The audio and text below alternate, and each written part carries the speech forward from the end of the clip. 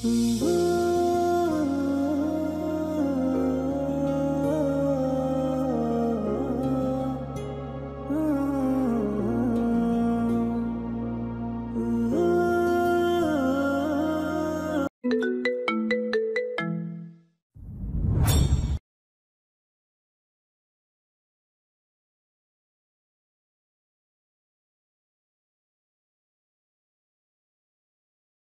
করছো? কুহু সরল কণ্ঠে বলল, আচার খাচ্ছি আর আড্ডা দিচ্ছি। আমার বান্ধবী তনয়া এসেছে বাড়িতে, আজ আমরা একসাথে থাকবো। আচার খাওয়ার দরুন কথার মাঝে কুহু জিভ দিয়ে ঠাস শব্দ হলো। সাহাদ এটা শুনে নিঃশব্দে হাসলো। ভনিতা করে কুহুকে বলল, বান্ধবী নিয়ে আড্ডা দিচ্ছ? আমি ভাবছিলাম আজ রাতে আসবো। ওপাশ থেকে নীরবতা ভেসে আসলো। আচার খাওয়ার শব্দও থেমে গেল। বোঝাই যাচ্ছে মেয়েটা দ্বিধায় পড়ে গেছে।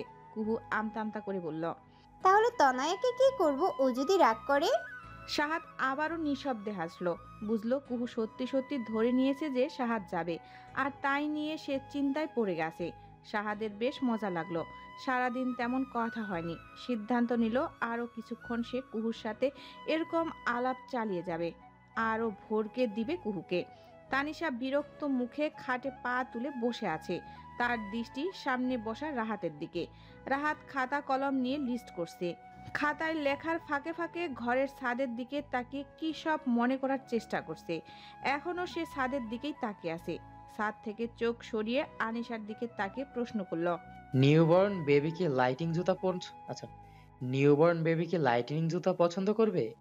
শুনেছি লাইটিনিং জুতায় বাঁশির সাউন্ড থাকে। এই সাউন্ডে ভয় পেয়ে যদি কান্না করে দেয়?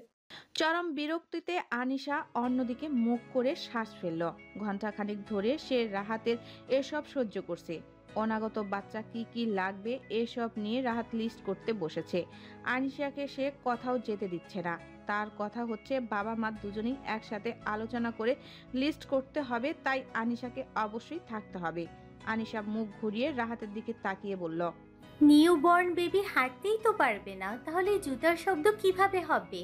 লাইটিং জুতায় হাঁটলেই একমাত্র শব্দ হয়। রাহাত মাথা নেড়ে বলল, হ্যাঁ, ঠিক ঠিক, ব্যাপারটা মাথায় আসেনি। আচ্ছা, তাহলে লাইটিনিং জুতা কনফার্ম, কিন্তু কোন রঙের লাইটটা ভালো হবে? আনিশার বিরক্তির বাঁধ ভেঙে গেল। রাহাতের হাত থেকে খাতাটা কেড়ে নিয়ে বিছানার এক পাশে ছুঁড়ে ফেলল। রেগে গিয়ে বলল, যথেষ্ট সহ্য করেছি, আর না। রাহাত স্বাভাবিকভাবেই আবার নিজের কাছে খাতাটা নিয়ে আসলো। আনিশার ব্যবহারে কিছু মনে করলো না সে। এই সময় মেয়েদের মেজাজ চরমে থাকে। স্বামী হয়ে যায় দু চোখের বিষ। আবার মাঝে মাঝে সেই স্বামীর গলা জড়িয়ে ধরে আহ্লাদি আটখানা হয়। এই সময় প্রচুর মুড সুইং হবে আনিশার। রাহাত সেই অনুযায়ী মানসিক প্রস্তুতি নিয়েছে। খাতাটা কোলের উপর রেখে আনিশার দিকে তাকিয়ে প্রশ্ন করলো, দোলনা কেমন কিনবো? কাঠের দোলনাই তো ভালো হবে নাকি?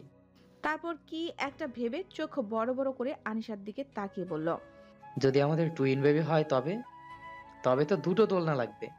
আনিশা হতাশ শ্বাস ফেলল। মাত্র দুদিন হলো প্রেগনেন্সির খবর হয়েছে, এখনই টুইন বেবি হবে কিনা তার খবর কেমনে জানবে সে? রাহাত খাতাটা রেখে ঝুঁকে আনিশার পেটে কান রাখলো। তারপর আনিশার দিকে তাকিয়ে বলল, এই বাবু তো পেটের ভিতর নড়াচড়া করছে। তারপর আবার মাথা তারপর আবার মাথা রাখলো আনিশার পেটে। আনিশা হাসবে না কাঁদবে বুঝতে পারছে না। রাহাতের পাগলামি তো বেড়েই যাচ্ছে। প্রেগনেন্সির খবর পাওয়ার পর থেকে রাহাত বাড়ি থেকে বাইরে যাওয়া বন্ধ করে দিয়েছে। সে ঘোষণা দিয়েছে বাচ্চার জন্মানো পর্যন্ত, এমনকি বাচ্চা জন্মানোর পরেও সে আর বাড়ির বাইরে যাবে না। সে বউ বাচ্চার সেবা করবে। তারই প্রমাণস্বরূপ সে দুদিন যাবৎ বাড়িতে খুঁটি গেড়ে বসে আছে। এই দুদিনই আনিশা হাঁপিয়ে উঠেছে। রাহাত এমন সব কাণ্ড কারখানা করা শুরু করেছে যে আনিশা বিছানা থেকে নামলেও রাহাতের অনুমতি নিতে হয়। একটু একটু পর সে ডাক্তারকে কল করে বিরক্ত করে। আনিশা বিরক্ত হচ্ছে, কিন্তু স্বামীর এই অতিরিক্ত ভালোবাসা আবারও তার ভালোও লাগছে। সে রাহাতের মাথা আলতো করে হাত বুলিয়ে দিল। রাহাত এখনো মনোযোগ সহকারে আনিশার পেটের উপর মাথা দিয়ে আছে। সে ব্যস্ত হয়ে আনিশাকে বলল, বাবু কিক দেয় না কেন? কিক কখন দিবে? দুদিন যেতেই রাহাত গিয়ে উপস্থিত হলো কুহুদের বাড়িতে। উদ্দেশ্য কুহুকে সাথে করে বাড়ি নিয়ে যাওয়া। সোফায় বসে নিচের দিকে তাকিয়ে সে বিনিময়ের সাথে কয়েক রকম অজুহাত দেখালো কুহুকে নিয়ে যাওয়ার ব্যাপারে। সামনে নির্বাচন, তাই বাড়ির বউ হিসাবে কুহু থাকা কতটা গুরুত্বপূর্ণ তা ব্যাখ্যা করে বুঝালো। মোয়াজ্জেম সাহেব মেয়ের জামাইয়ের অজুহাত শুনে মৃদু হেসে বললেন, তা তো নিয়ে যাবেই, কিন্তু দুপুরের খাবার খেয়ে তারপর যাও। কুহু আড়াল থেকে বেশ কয়েকবার উকি মেরে গেল। প্রতিবারই শাহাদের চোখে চোখ পড়ল। কুহুকে দেখে শাহাদের অস্থিরতা বেড়েই গেল। কিন্তু মোয়াজ্জেম সাহেব বিভিন্ন বিষয় নিয়ে কথা বলছেন, এর মাঝে উঠেও আসা যাচ্ছে না। এক পর্যায়ে মোয়াজ্জেম সাহেব তাকে বিশ্রাম নেওয়ার জন্য ঘরে যেতে বললেন। শাহাদ দেরি না করে কুহুর ঘরে চলে আসলো। ঘরে এসে চারিদিকে দেখে হতাশ হয়ে ছোট নিঃশ্বাস ফেলল। কুহু ঘরে নেই, ঘর ফাঁকা। ইডিয়েট মেয়ে, স্বামী ঘরে আসবে নিশ্চিত যেন এদিক ওদিক ঘুরে বেড়াচ্ছে। এখন ওর দেখা পেতে আর কতগুলো অপেক্ষা করতে হবে কে জানে। শাহাদ ছাদের উপর দুটো বোতাম খুলে দিল। অপেক্ষা করতে করতে গরম লাগছে। কুহুকে কল যে দিবে তার জো নেই। কুহু বিছানার উপর ফোন রেখে গেছে। অপেক্ষার এক পর্যায়ে দেখা মিলল কুহুর। হাতে করে খাবারের ট্রে নিয়ে ঘরে ঢুকছে। শাহাদ খাটে হেলান দিয়ে বিছানায় বসেছিল। কুহুকে দেখে সোজা হয়ে বসলো। গম্ভীর স্বরে প্রশ্ন করলো, এতক্ষণ লাগে ঘরে আসতে? আমি কয়েক ঘন্টা যাবত একা বসে আছে। কুহু বেডসাইড টেবিলের ট্রেটা রাখতে রাখতে বিস্ময় নিয়ে বলল, কয়েক ঘন্টা কখন হলো? আপনি এই ঘরে এসেছেন 7-8 মিনিট হবে। শাহাদ কুহুর হাত ধরে ট্রেনে নিজের কাছে বসিয়ে পেছন থেকে জড়িয়ে ধরল। কুহুর চুলে মুখ গুজে বড় বড় নিঃশ্বাস টেনে বলল, পরের বার চুলের শ্যাম্পু বাড়িতে রেখে আসবে। তোমার চুলের ঘ্রাণ না পেলে ঘুম আসে না। কুহু ঘাড় ঘুরিয়ে শাহাদের দিকে তাকিয়ে নম্র কণ্ঠে বলল, শ্যাম্পু রেখে আসলে শ্যাম্পু পাশে নিয়ে ঘুমাতেন। হুম। কুহু হো হো করে হেসে দিল, যেন শাহাদ খুব একটা মজার কথা বলেছে। হাসতে হাসতে শাহাদের বাহুতে লুটিয়ে পড়ল। শাহাদ কুহুকে নিজের বাহুতে সামলে নিয়ে কুহুর হাসি মুখের দিকে তাকিয়ে থেকে মিষ্টি করে হাসলো। হিসাম গম্ভীর হয়ে ডাইনিং টেবিলের চেয়ারে বসে আছে, তার ভ্রু কুঁচকানো। তৃপ্তির টেবিলের খাবারের বাটিগুলো রাখতে রাখতে স্বামীর দিকে তাকালো। গত কয়েকদিন যাবৎ বাড়ির অবস্থা থমথমে হয়ে আছে। দুই ভাইয়ের মাঝে দেওয়াল উঠেছে। হাসিব পালিয়ে পালিয়ে বেড়াচ্ছে হিসামের কাছ থেকে। মঞ্জুরা বেগম তসবি হাতে নিয়ে মুখ নাড়াতে নাড়াতে চেয়ার টেনে বসলেন।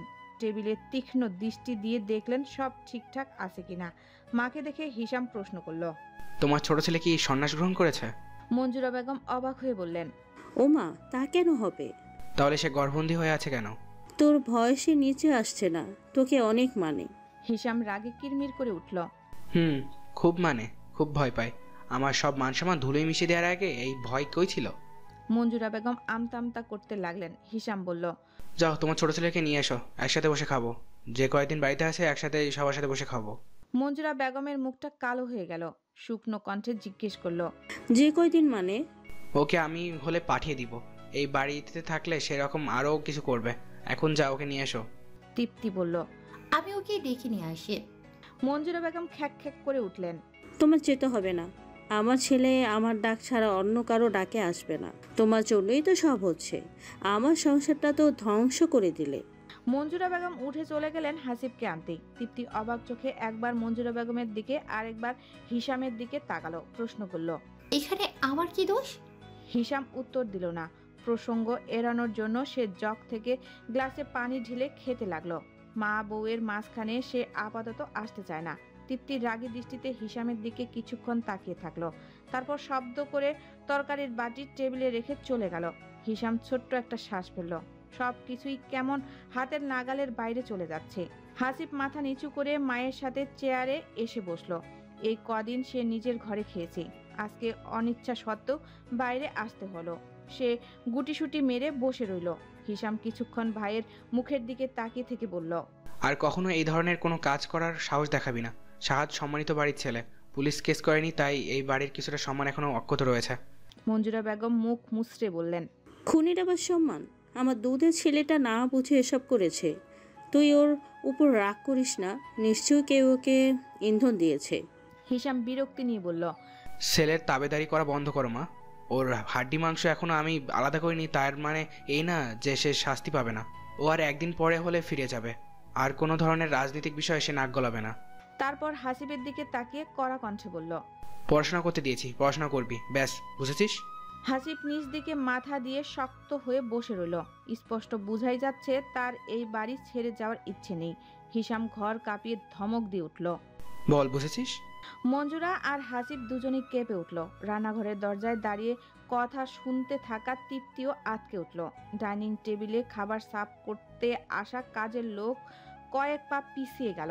হাসিব মাথা নিচ দিকে দিয়েই বসে রইল। হিসামের চিৎকারে ভয়ে তার অন্তরাত্মা কেঁপে উঠেছে, চোখে খানিকটা পানিও চলে এসেছে। মঞ্জুরা বেগম তাড়াতাড়ি ছোট ছেলের বাহুতে স্পর্শ করে উত্তর দেওয়ার জন্য তাড়া দিলেন। হাসিব নিচের দিকে তাকিয়ে কম্পমান গলায় বলল, বুঝেছি। হিসাম স্বাভাবিক হলো। পাঞ্জাবির হাতাটায় একটু উপরে তুলে নিজ হাতে হাসিবের প্লেটে ভাত দিল। তারপর হাসিবের প্রিয় একটা আইটেম যত্ন সহকারে প্লেটে তুলে দিয়ে বলল, খা। তৃপ্তি এগিয়ে এসে স্বামী আর শাশুড়িকে খাবার বেড়ে দিল। হাসিব মাথা নিচু করে ভাতের প্লেটের দিকে তাকিয়ে খাওয়া শুরু করলো। চোখ থেকে 2 ফোঁটা পানি ভাতের প্লেটে পড়ল। হিসামের কাছ থেকে চোখের পানি আড়াল করতে সে আরো ঝুঁকে পড়ল ভাতের প্লেটের দিকে। ভাইয়ের প্রতি তার রাগ নেই, বরং নিজের কৃতকর্মের জন্য অনুতপ্ত সে।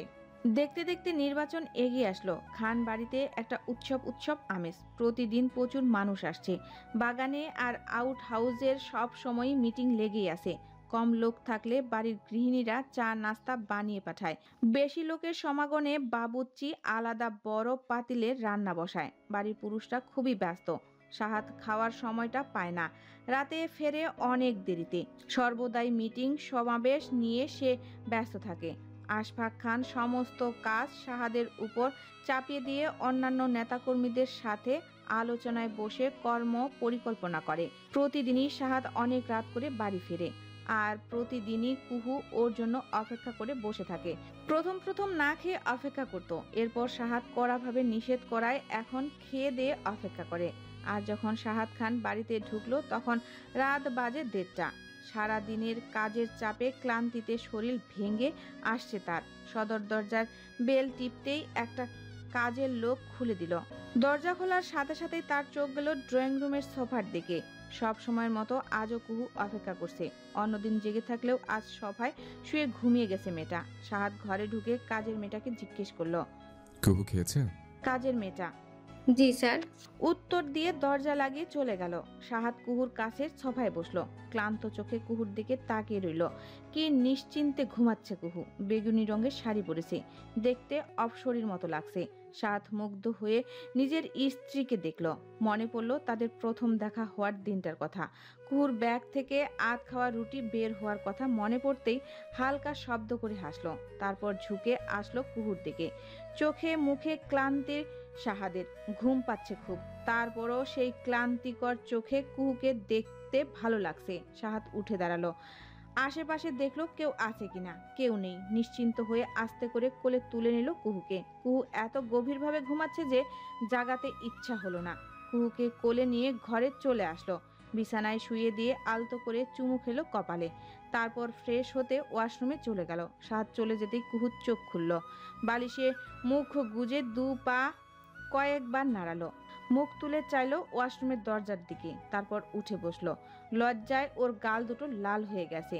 বিয়ে হয়েছে এতদিন হলো, তারপরও সাহাদের একটু ছোঁয়াতেই তার উপর লজ্জার পাহাড় ধসে পড়ে। তার তো কলিং বেল বাজানোর আওয়াজেই ঘুম ভেঙে গিয়েছিল। তারপরও ঘাপটি মেরে সোফায় পড়েছিল। এই পুরোটা সময় তার অনেক হাসি পেয়েছে, কিন্তু কষ্ট করে হাসি চেপে রেখে চোখ বন্ধ করে পড়েছিল। সাত ওয়াশরুম থেকে গোসল করে বেরিয়ে কুহুকে বসে থাকতে দেখে জিজ্ঞেস করলো, ঘুম ভেঙেছে? কুহু উত্তর দিল না। সে মুগ্ধ হয়ে সাহাদের দিকে তাকিয়ে রইল। ভেজা চুলে সাহাদকে দেখতে রাজপুত্রের মতো লাগছে। যেই ঘোড়ায় চড়া রাজকুমারের স্বপ্ন সে দেখত, এটাই হচ্ছে সাহাদ। সাহাদ বিছানায় এসে কুহুর কোলে মাথা রেখে শুয়ে পড়ল। তার মুখে ক্লান্তিরা উপড়ে পড়ছে। ঘুম ঘুম চোখে কুহুর দিকে তাকিয়ে হাতের উল্টো পিঠ দিয়ে কুহুর গালে আলতো স্পর্শ করলো। জোরানো কণ্ঠে বলল, মাথায় হাত বুলিয়ে দাও কুহু, তার আগে কপালটা একটা চুমো দাও, মাথা ব্যথা করছে। কুহু লাজুক হাসলো। আলতো করে সাহাদের কপালে চুমু দিল। সাহাদ হাত নামিয়ে চোখ বন্ধ করে জোরানো কণ্ঠে বলল, মাথা ব্যথা কমে গেছে। কুহু ফিক করে হেসে বলল, চুমু দিলে মাথা ব্যথা কমে? বউ দিয়ে চুমুতে কমে। কুহু আবারও লাজুক হাসলো। সাহাদের ভেজা চুলে হাত বুলাতে বুলাতে ঘুমন্ত মুখের দিকে তাকিয়ে রইল। কি নিষ্পাপ লাগছে। শান্ত হয়ে ঘুমাচ্ছে। যতবারই দেখে ততবারই বুকের ভেতর ভালোবাসার ঢেউ খেলে যায়। কুহু মনে মনে আল্লাহর কাছে শুকরিয়া জানালো এমন একজন সুপুরুষকে তার স্বামী করার জন্য। হিসাম গম্ভীর মুখে পার্টি অফিসে বসে আছে। পার্টি অফিসে অনেক লোকের সমাগম। দলের সব নেতারা নিজেদের মধ্যে এদিক ওদিক বসে আলোচনা করছে। একটু আগে শেষ হওয়া মিটিং নিয়ে সবাই কথা বলছে। চারিদিকে নির্বাচনের শ্বাস কর্মীরা উত্তেজিত হয়ে বিভিন্ন কর্মসূচি নিয়ে নিজেদের ভেতর তর্ক বিতর্ক করছে। হিসামকে এসব কোনো কিছুই ছুঁতে পারছে না। তার বুকের ভেতর যেন ভারী পাথর চাপা দেওয়া আছে। শ্বাস ফেলতেও বেগ পোহাতে হচ্ছে তাকে। হাসিবকে হলে পাঠানো হয়েছে 2 দিন হলো। এই 2 দিনে একদিনও সে কোনো কাজে মন দিতে পারছে না। আগে হাসিব হলে থাকলে নিশ্চিন্তে থাকতো, কিন্তু এই ঘটনার পর চিন্তা আরও বেড়েছে। হলে থেকে হাসিব আরও কিছু ঘটায় কিনা সেই চিন্তা হিসাম সব সময় অস্থির হয়ে আছে। হিসামের চিন্তার সুতা কাটল মোশাররফ আলীর আগমনে। মোশাররফ আলী চেয়ার টেনে বসে পান খাওয়ার দাঁত বের করে হাসলো। টেবিলের উপর হাত রেখে হিসামের দিকে ঝুঁকে আসলো। গলা নামিয়ে ষড়যন্ত্রের মতো বলল, মনে হচ্ছে এবারে নির্বাচনে তুমিই জিতবে। তোমার নির্বাচনী মাঠ খুব ভালো, বুঝলে? বরাবরের মতোই গম্ভীর থেকে মাথা নাড়ল। মোশাররফ আলী সোজা হয়ে বসে বলল, তবে সাহাদ খানের জন্য একটু সমস্যা হতে পারে। ও তো অনেক চালাক, টাকা খাইয়ে ভোট নিজেদের বাক্সে নিয়ে ফেলবে। ওর টাকা খাওয়ার আপনি জানেন কিভাবে? তুমি বোধহয় ভুলে যাচ্ছ, আগে আমি ওই দলেরই গুরুত্বপূর্ণ পদে ছিলাম। খান পরিবারের লোকজন টাকা খাইয়ে ভোট নেয় এ আমি বিশ্বাস করি না। সাহাদ তো এই কাজ কোনোদিনও করবে না। মোশাররফ আলীর ভ্রু কুঁচকে গেল। হিসামের হঠাৎ এত সাহাদ প্রীতির কারণ সে বুঝতে পারছে না। সে শয়তানি বুদ্ধি নিয়ে মক্ষম একটা চাল দিল, বলল, তোমার বাবাকে গুলি করার কাজ যে সাহাদ করতে পারে এটা নিশ্চয়ই অবিশ্বাস করো না। হিসামের চল শক্ত হয়ে গেল। বড় বড় দুটো শ্বাস ফেলল সে। মোশাররফ আলীর দিকে তাকিয়ে বলল, কি বলতে চান? বলতে চাই, গত নির্বাচনে তোমার বাবা জিতে যাওয়া আটকাতে সাহাদ গুলি ছুঁড়েছিল। সবাই যখন হাঙ্গামায় ব্যস্ত ছিল তখন সে ভোট চুরি করে নিজের বাবাকে জিতিয়ে দিয়েছে। হিসাম আগের মতোই চল শক্ত করে মোশাররফ আলীর দিকে তাকিয়ে রইল। কিছু বলল না। তার ভাবভঙ্গি দেখে বোঝার উপায় নেই যে সে এই কথা বিশ্বাস করছে কি করেনি। মোশাররফ আলী চেয়ারে হেলান দিয়ে বলল, বিশ্বাস করা না করা তোমার ব্যাপার, তবে আমি ওই দলের অনেক উচ্চ পর্যায়ের পদে ছিলাম। দলের কোনো সিক্রেটই আমার অজানা নয়। তবে সাহাদ এই সিদ্ধান্ত আগে নেয়নি, নির্বাচনের ভোট শুরু হওয়ার শেষের দিকে নিয়েছে। তাই অনেকে এই ব্যাপারটা জানে না। তবে আমি গোপন সূত্রে সেটা জানতে পেরেছি পরে, নয়তো আগে জানলে কখনোই এটা ঘটতে দিতাম না। জানোই তো আমি তোমার বাবাকে কত সম্মান করি। মোশাররফ আলী আর চোখে একবার হিসামকে পরোক্ষ করলো। হিসামের মতিগতি তার বুঝে আসছে না। কথাগুলো হিসামের উপর প্রভাব ফেলেছে কিনা তাও বোঝা যাচ্ছে না। হিসাম বলল, এই নির্বাচনে আমিই জিতবো আর বাবার মৃত্যুর প্রতিশোধ নিব, এবং সেটা বৈধভাবে। কিন্তু সাহাদ থাকলে নির্বাচনে জিতবে কি করে? সে তোমার বাবাকে খুন করেছে। এইবারও যে নির্বাচনে জেতার জন্য আরো ভয়ঙ্কর কিছু করবে না তার কি গ্যারান্টি?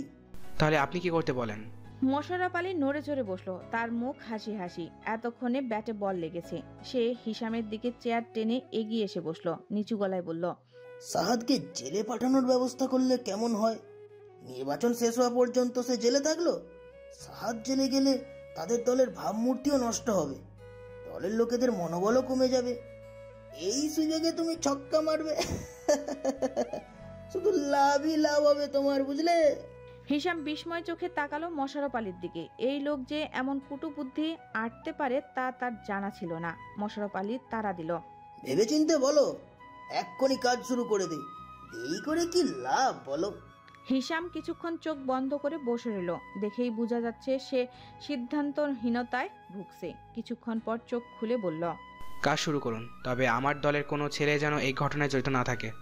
দুপুরের খাওয়া শেষ করে সাহাদ চেয়ারে গা এলিয়ে দিয়ে চোখ বন্ধ করে রইল। আসন্ন নির্বাচনের কাজের চাপে পার্টি অফিসেই তাকে খাওয়া দাওয়া করতে হচ্ছে।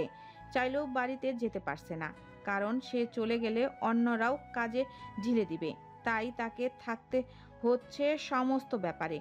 এভাবে বসে থেকে চোখটা লেগে এসেছিল। হঠাৎ শোরগোলে শুনে চোখ খুলল সে। কি হচ্ছে তা বুঝতে চেষ্টা করলো। এক ঝটকায় সে সোজা হয়ে বসলো চেয়ারে। তারপর চেয়ার ছেড়ে উঠে দাঁড়ালো। সে ঘরে এসে বসেছিল, তার বারান্দায় গেল। পার্টি অফিসের সামনের ছেলেরা লাঠিসোঁটা নিয়ে জমায়েত হয়েছে। অফিসের বাইরের গেটের ওপাশে অনেকগুলো বাইকের কিছু ছেলে দেশীয় অস্ত্র আর লাঠি নিয়ে ভেতরে ঢোকার চেষ্টা করছে। ছেলেরা গেট লাগিয়ে ওদের প্রতিহত করার চেষ্টা করছে। সদ্য ঘুম ভেঙে উঠে আসা শাহাদের মেজাজ টকবক করে উঠল। পার্টি অফিসে হামলা করার সাহস কোথায় পেল ওরা? তমালকে দেখতে পেয়ে সাত চিৎকার করে বলল, তমাল, ওদের আটকে রাখ, ভেতর যেন না আসেন। তমাল মাথা নাড়ালো, কিন্তু বাইরে থাকা ছেলেগুলো ক্রমাগত গেটে আঘাত করতে লাগলো। কয়েকটা ছেলে দেওয়াল টপকে ভেতরে ঢুকে গেল। ঢুকেই লাঠি হাতে দলের ছেলেদেরকে পেটাতে লাগলো। এই সুযোগে গেট খুলে অন্য ছেলেগুলো ঢুকে পড়লো। লেগে গেল মারামারি। মুহূর্তেই পার্টি অফিসের সামনে খালি জায়গাটা একটা হট্টগোলে পরিণত হলো। শাহাদ অবিশ্বাস্য চোখে তাকিয়ে রইল। এখন আর ওর বাবা এমপি নয়, তাই এদের হামলা করার ব্যাপারেও তেমন কোনো জবাবদিহি করতে হবে না। নর্মাল ঝগড়াঝাটি বলে চালিয়ে দিবে। শাহাদ বেশ বুঝতে পারল এরা সন্ত্রাসী গোষ্ঠীর লোক, বিরোধী দলই ওদেরকে পাঠিয়েছে। চোখের সামনে দলের ছেলেদেরকে এভাবে মার খেতে দেখে শাহাদের চল শক্ত হয়ে গেল। গত কয়েকদিন ভালো করে ঘুম না হওয়ায় শাহাদের রাগের সীমা অতিক্রম করলো। সে নিজের কুলনেস আর ধরে রাখতে পারল না। হাত মুষ্টিবদ্ধ করে সে সিঁড়ি বেয়ে নিচে নেমে আসলো। সিঁড়ির পাশের ছোট্ট ঘরটার গিয়ে একটা হকি স্টিক নিয়ে বেরিয়ে এলো। আশেপাশে থাকা কয়েকটা ছেলেকে বলল, আমার সাথে আয়। ছেলেগুলো ঘরটায় ঢুকে হকি স্টিক নিয়ে বের হয়ে শাহাদের পিছু পিছু রওনা দিল। শাহাদ হকি স্টিক ধরে রাখা হাতটা গোটানো পাঞ্জাবির হাতাটা আর একটু গোটাতে গোটাতে বারান্দার দুটো সিঁড়ি টপকে মাটিতে নেমে আসলো। তার হাতে থাকা সিলভার কালার ঘড়িটা রোদে পড়ে আলোয় প্রতিফলিত হলো। রোদের আলোয় শাহাদের শক্ত চোয়াল আরো কিছুটা দৃশ্যমান হলো। ক্রোধে উন্মুক্ত শাহাদ নিজের চিরচিত্ত ঠান্ডা মেজাজ হারিয়ে একটা ভুলের দিকে এগিয়ে গেল, যেই ভুলটা সে গত 5 বছর আগে করেছিল, যে ভুলের কারণে সে খুনি তকমা পেয়েছিল। শাহাদ বারান্দা থেকে নেমে হাতের হকি স্টিক দিয়ে সামনে যাকেই পেল সজোরে আঘাত করলো। শাহাদকে দেখে অনেকেই মারামারি থামিয়ে তাকিয়ে রইল। তমাল আঁতকে উঠল শাহাদকে এসবের মাঝে দেখে। শাহাদ নামার পর মারামারি আরো বেশি হতে লাগলো। শাহাদ আঘাত করলেও কাউকে জখম করলো না। কয়েকজন এসে ওকে ঘিরে ধরলো। একটা ছেলে এই গুন্ডাগুলোর মাঝে শাহাদের পিঠে লাঠি দিয়ে সজোরে আঘাত করলো। শাহাদ ঘুরে তাকাতে গেলেই আর একটা আঘাত এসে লাগলো শাহাদের কাঁধে। প্রচণ্ড যন্ত্রণায় চোখ মুখ কুঁচকে গেল শাহাদের। দলের অন্য ছেলেরা শাহাদকে বাঁচানোর জন্য এগিয়ে আসলে ওদেরকেও নির্মমভাবে পেটানো হলো। ইতিমধ্যে দু দলের কয়েকজন রক্তাক্ত হয়ে মাটিতে পড়ে আছে। এরই মধ্যে একটা ছেলে শাহাদকে আঘাত করে একটা নোংরা গালি দিয়ে বলল, খুনির বাচ্চা, পারলে আমারে মাইরে দেখা। খুনি শব্দটা শুনে শাহাদের মস্তিষ্কে আগুন জ্বলে গেল। হাতের হকি স্টিক দিয়ে ছেলেটার কান বরাবর আঘাত করলো। তারপর হকি স্টিকটা ফেলে দিয়ে ছেলেটার বুক বরাবর লাথি দিল। ছেলেটা ছিটকে মাটিতে পড়ে গেল। শাহাদ এখানেই থেমে গেল না, সে হিংস্রভাবে ছেলেটার দিকে এগিয়ে গেল। ছেলেটার পাশে হাঁটু গেড়ে বসে ওর কলার ধরে নাক বরাবর একের পর এক ঘুষি দিতে লাগলো। মারামারি করতে থাকা সবাই দাঁড়িয়ে থেকে শাহাদের মার খেতে লাগলো। মারামারি করতে থাকা সবাই দাঁড়িয়ে থেকে শাহাদের মার দেখতে লাগলো। তমাল দৌড়ে এসে শাহাদকে থামাতে চাইলো, কিন্তু শাহাদ থামলো না। সে ক্রোধে অন্ধ হয়ে গেছে। একটা সময় দলের অন্য ছেলেরাও এসে তমালের সাথে শাহাদকে আটকানোর ট্রাই করলো। সবাই টানাটানি করে শাহাদকে পার্টি অফিসের ভেতরে নিয়ে গেল। শাহাদ ক্রোধে উত্তেজিত হয়ে কয়েকবার আবারও ছেলেটার দিকে তেড়ে যেতে চাইলেও তমাল যেতে দিল না। সে অফিসের দরজা লক করে দিল। অফিসের ভেতর থেকে শাহাদের ক্রোধান্বিত গর্জন ভেসে আসছে। চোখ বন্ধ করে মাটিতে পড়ে থাকা রক্তাক্ত ছেলেটিকে অন্য ছেলেগুলো এসে তুলল। ছেলেটির নাকের হাড় ভেঙে গেছে, ঠোঁট কেটে গলগল করে রক্ত বের হচ্ছে। দুই দলের সবাই মোটামুটি আহত হয়েছে। সবাই আঘাত লেগে রক্ত ঝরছে। শাহাদের আঘাত লেগে রক্ত ঝরছে, সেই সাথে দলের অন্যরাও আঘাত পেয়েছে। তাই তমাল এই গন্ডগোল আর বাড়াতে চাইল না। সে হুঙ্কার দিয়ে বলল, যদি বাঁচতে চাস তাহলে এখান থেকে বের হ, নাহলে একটারও জান নিয়ে ফিরতে দেব না। অন্য পাশের ছেলেগুলো হুঙ্কার ছেড়ে বিভিন্ন থ্রেট দিল। তারপর শাহাদের মার খেয়ে অজ্ঞান হয়ে যাওয়া ছেলেটাকে টেনে নিয়ে বের হয়ে গেল। ছেলেগুলো বাইক নিয়ে চলে গেল। তমাল দরজা খুলে দিল। শাহাদ সাথে সাথে বের হয়ে আসলো। তার রাগ এখনো কমেনি। আশেপাশে তাকিয়ে কাউকে দেখতে বা পেয়ে বলল, কোথায় ওরা? এত বড় সাহস আমাদের পার্টি অফিসে অ্যাটাক করে? তমাল শাহাদকে ধরে বলল, ভাই হাসপাতালে চলো, তোমার আঘাত লাগছে। শাহাদ অন্যদিকে তাকিয়ে দেখলো সবারই রক্তাক্ত অবস্থা। তমালকে বলল, ওদেরকে হাসপাতালে নিয়ে যাও, আমি ওদেরকে ধাওয়া করে ওদের পেছনে নেব। তখনই তমালের মোবাইলে কল এলো। তমাল কল ধরে কিছুক্ষণ কানে রেখে বলল, জি স্যার, আমি এক্ষুনি নিয়ে আসছি। কল কেটে দিয়ে তমাল শাহাদের দিকে তাকিয়ে বলল, ভাই স্যার তোমাকে নিয়ে খানবাড়িতে যেতে বলেছে। শাহাদ যেতে চাইল না। তার মাথায় তখনও রাগ টকবক করছে। তমাল আর অন্যরা মিলে এক প্রকার জোর করে তাকে গাড়িতে তুলে খানবাড়ির উদ্দেশ্যে রওনা হলো। কুহুর বুকের ভেতরটা ঢিপঢিপ করছে। ভয়ে হাত পা অল্প কাঁপছে। চোখে একটু পরপর পানি আসছে, কিন্তু গাল বেয়ে পড়ার আগেই সে মুছে ফেলছে। শাহাদ মারামারি করেছে খবরটা শোনার পর থেকে খান বাড়িতে যেন বজ্রপাত ঘটেছে। কুলসুম বেগম একমাত্র নাতির চিন্তায় হাত পা ছেড়ে দিয়েছেন। তাকে ঘরে শুয়ে রাখা হয়েছে। রেজিয়া সুলতানা বাইরে নিজেকে শক্ত দেখালেও ভেতরে ভেতরে ভেঙে পড়েছেন। আপাতত সবাই এখন ড্রয়িং রুমে বসে অপেক্ষা করছে শাহাদের জন্য। কুহু কিছুতেই ভেতরের অস্থিরতা দমাতে পারছে না। রেজিয়া সুলতানা সহ বাড়ির সবাই কুহুকে সান্ত্বনা দিয়েছে, কিন্তু কোনো মতেই সে মনের ভেতরের কুচিন্তাগুলো দূরে রাখতে পারছে না। খানিক বাদেই গাড়ির আওয়াজ ভেসে আসলো বাইরে থেকে। বাড়ির মহিলারা দৌড়ে গেল জানালার দিকে। জানালার পর্দা সরিয়ে তাকালো বাইরের দিকে। অনেকগুলো গাড়ি এসে ঢুকেছে খান বাড়িতে। গাড়ি থেকে বেরিয়ে এসেছে আশফাক খান। তার সাথে নেমেছে অনেক নেতাকর্মীও। অন্য একটা গাড়ি থেকে লাঠি ভর দিয়ে নেমে আসলেন আব্দুল গফফার খান। তিনিও আজ ছেলের সাথে নির্বাচনীয় এলাকায় দেখতে গিয়েছিলেন। নেতৃত্ববৃন্দ সবাইকে নিয়ে আশফাক খান আউট হাউসে ঢুকে গেলেন। বাকি কর্মীরা বাইরে এদিকে ওদিকে ছড়িয়ে ছিটিয়ে রইল। জয়া বেগম উদ্বিগ্ন হয়ে বললেন, শাহাদ কোথায়? ও আসছে না কেন? রেজিয়া সুলতানা উদ্বিগ্ন নিয়ে বাইরে তাকিয়ে রইলেন। একটু পরে একটা অ্যাম্বুলেন্সে করে মেডিকেল টিম এসে থামলো ড্রাইভওয়েতে। মেডিকেল টিমকে আউট হাউসের ভেতরে নিয়ে যাওয়া হলো। একটু পর আহত ছেলেদের চিকিৎসা করার জন্য আউট হাউসের বাইরের বাগানে মেডিকেল ক্যাম্প স্থাপন করা হলো। এর কিছুক্ষণ পরই একটা প্রাইভেট কার আর একটা মাইক্রোবাস এসে গেটের কাছে থামলো। কুহুর বুকের ভেতরটা ধক করে উঠল। শাহাদের গাড়িটাকে সে চিনতে পেরেছে। সে চাতক পাখির মতো শাহাদকে দেখার জন্য আকুল নয়নে তাকিয়ে রইল। রক্তাক্ত শাহাদকে গাড়ি থেকে নামতে দেখে কুহুর ছোট্ট একটা চিৎকার দিয়ে মুখে হাত চেপে ধরল। জমে থাকা চোখের পানি গাল বেয়ে গড়িয়ে পড়ল। জয়া বেগম কুহুর কাছে গিয়ে কুহুকে ধরে সান্ত্বনা দিলেন।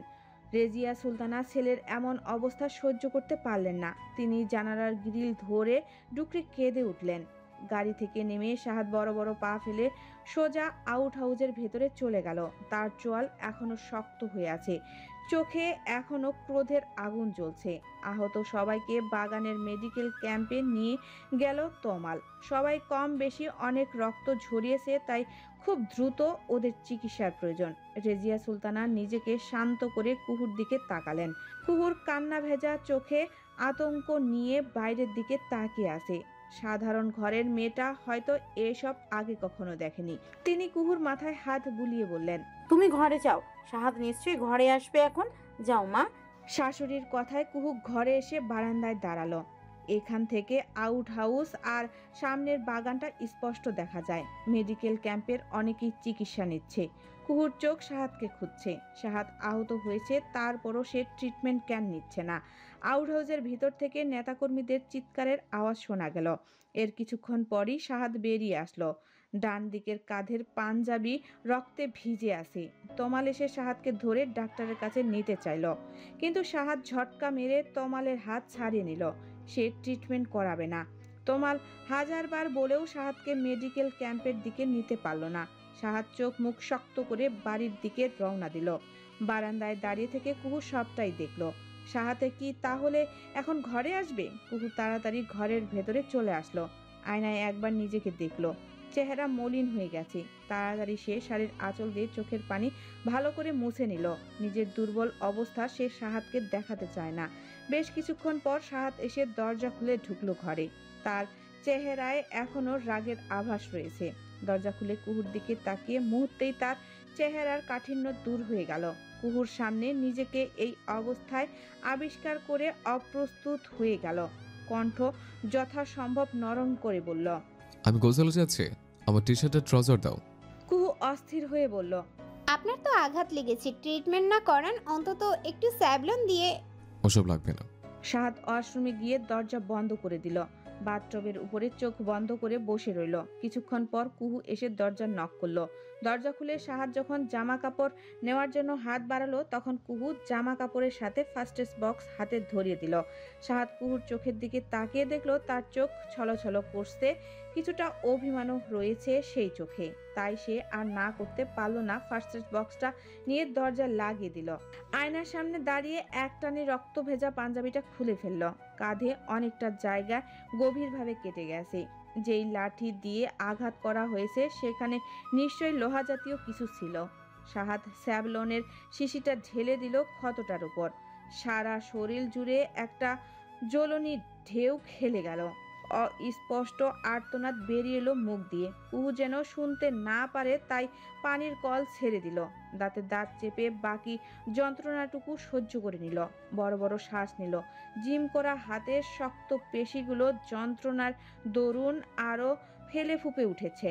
পেশিগুলোতেও কয়েক জায়গায় আঁচড় রয়েছে। সাহাদ দুটো পেশিতে স্যাভলন ঢাললো, তারপর গালে আর কপালে কিছু আঘাত আছে, ওইগুলোর তুলো দিয়ে ড্রেসিং করে নিল। তারপর লম্বা একটা শাওয়ার নিয়ে বের হয়ে আসলো। কুহু তখনও বাইরে দাঁড়িয়ে অপেক্ষা করছিল সাহাদের জন্য। সাহাদকে দেখে চিন্তিত চোখে তাকালো। সাহাদ টাওয়ালটা সবার উপরে রেখে বলল,